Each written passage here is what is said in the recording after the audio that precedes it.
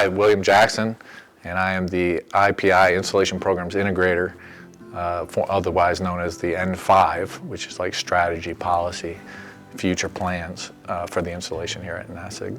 I grew up in Newburgh, New York, which was a factory town. And so I got out of high school, and like a lot of my friends, we all went and worked in the factories. That was the end of the factory age. And so we were all scrambling for something else to do. And so military was one of the options for us.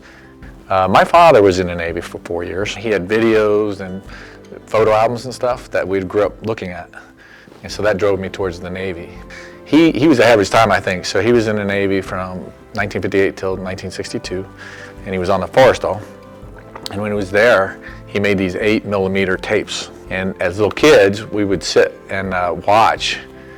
And we'd watch flight, as little kids, we watched the Navy videos that he had made. And then he had photo albums of him in France and a couple other locations. And so that was very inspirational.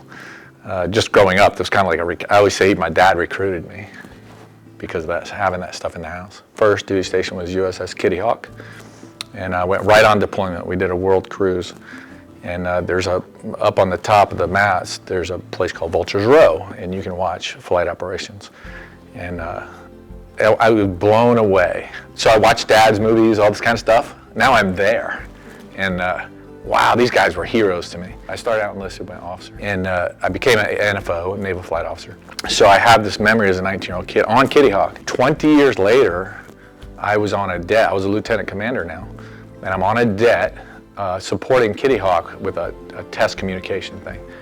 And one of my friends from school, flight school, was in a squadron there, and I got a flight in an EA-6B off of Kitty Hawk 20 years later to the month.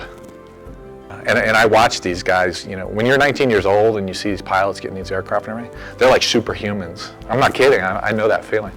And so it was really just something that I became the guy climbing in the airplane. That's got to be the greatest memory of all time. Like throughout my lifetime, my military career, anytime I talked to my dad, he would say, oh, if I didn't get out of the Navy, I could have been a Master Chief. He always regretted getting out. The military is just so full of opportunities. Don't short-sight yourself thinking I got to get out of here and go somewhere else. Enjoy it, enjoy the ride. It's a great opportunity. Make a great story.